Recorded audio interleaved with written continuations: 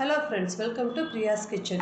இன்னைக்கு நம்ம பார்க்க போகிற ரெசிபி நல்ல சாஃப்டான ஹோம்மேட் பன்னீர் வீட்டிலேயே எப்படி பண்ணுறதுன்னு என்னோடய ஸ்டைலில் பார்க்கலாமா.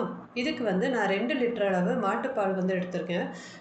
பாக்கெட் பால் யூஸ் பண்ணலை, நார்மலாக வீட்டுக்கே கொண்டு வந்து ஊற்றுவாங்க இல்லையா, அந்த மாட்டுப்பால் சைக்கிளில் கொண்டு வந்து ஊற்றுவாங்க வீட்டில், அதை வாங்கியிருக்கேன். அதில் ஒரு 2 லிட்டர் பால் ஹை ஃப்ளேமில் வச்சு கொதிக்க வச்சுட்டு சிம்மில் வச்சு ஒரு 5 மினிட்ஸ் சிம்மில் வச்சிங்கன்னா மேலே ஆடை நல்லா கட்டி வரும். அந்த ஆடை எல்லாத்தையும் நீங்கள் தனியாக கலெக்ட் பண்ணி வச்சுக்கிங்க. இப்போ ஃப்ளேமை ஹை பண்ணி நல்லா பாயில் ஆகணும். பால் நல்லா பாயிலிங் ஸ்டேஜில் ஒரு 5-6 லெமனை ஜூஸ் எடுத்து வச்சுருக்கேன். அதில் ஹாஃப் ஜூஸ் இப்போ சேர்த்துட்டு நல்லா கலந்து விட்டுக்கோங்க. கலந்து விட்டுட்டு ஒரு 2-3 நிமிஷம் கழித்து மறுபடியும் மிச்சம் இருக்கிற லெமன் ஜூஸையும் சேர்த்துடுங்க. ஒரே தடவை மொத்தமாக லெமன் ஜூஸை சேர்த்தாமல் 2ஆக பிரித்து சேர்த்திங்கன்னா உங்களுக்கு அந்த பால் உடஞ்சி வரப்போ நல்லா கரெக்டான கன்சிஸ்டன்சியில் இருக்கும். இப்போ மிச்சம் இருக்கிற லெமன் ஜூஸையும் ஊற்றிட்டு நீங்கள் நல்லா கலந்து விட்டிங்கன்னா அந்த பாலில் இருக்கிற ஃபேட் தனியாக, அந்த வே வாட்டர் தனியாக பிரிஞ்சு வரும். அது எந்த மாதிரி பிரிஞ்சு வருது இந்த வீடியோவில் நீங்கள் கிளியராக பார்க்கலாம். பார்த்தீங்கன்னா இப்போ அந்த தண்ணி தனியாக பிரிஞ்சிருச்சு, அந்த பன்னீர் தனியாக பிரிஞ்சிருக்கு. இந்த மாதிரி ஸ்டேஜில் வரப்போ தான் நீங்கள் அடுப்பை ஆஃப் பண்ணணும்.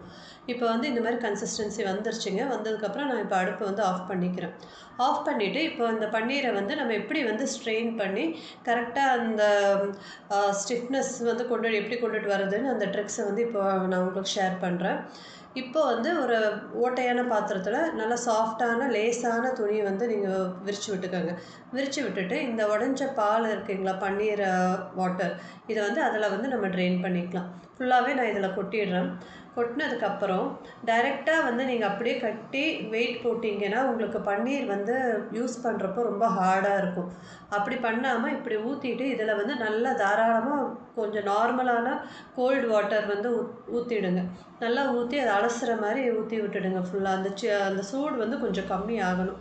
கம்மி ஆனதுக்கப்புறம் இப்போ இந்த துணியை எடுத்து நல்லா டைட்டாக ரோல் பண்ணிக்கோங்க. ரோல் பண்ணிவிட்டு அதே அந்த ஓட்டை பாத்திரத்துலேயே வச்சு மேலே ஒரு ஹெவியான ஒரு வெயிட் ஏதாவது ஒன்று வச்சு விட்டுடுங்க. ஆல்மோஸ்ட் ஒரு மணி நேரம் அந்த வெயிட் வச்சுட்டிங்கன்னா உங்களுக்கு பன்னீர் நல்லா செட் ஆகி வந்துடும். இப்போ நான் அந்த வீட்டில் இருக்கிற இந்த வெயிட்டை தான் யூஸ் பண்ணி வச்சிடுறேன். நீங்கள் வேறு ஏதாவது இருந்தாலும் வச்சுக்கலாம். வச்சு இப்போ ஆல்மோஸ்ட் 1 ஹவர் ஆயிடுச்சு. இப்போ பன்னீர் எப்படி வந்திருக்குன்னு பார்க்கலாம்.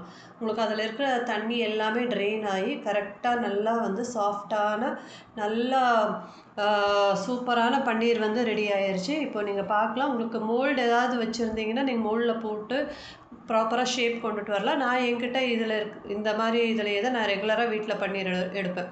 இப்போ இந்த மாதிரி எனக்கு ஆல்மோஸ்ட் 2 லிட்டர் பாலுக்கு ஒரு 250 to 300 கிராம்ஸ் பன்னீர் கிடச்சிருக்கு. இதை நீங்கள் உங்கள் டிசைட் ஷேப்ஸில் கட் பண்ணி வச்சுட்டு நீங்கள் ஃப்ரெஷ்ஷாகவே யூஸ் பண்ணிக்கலாம்.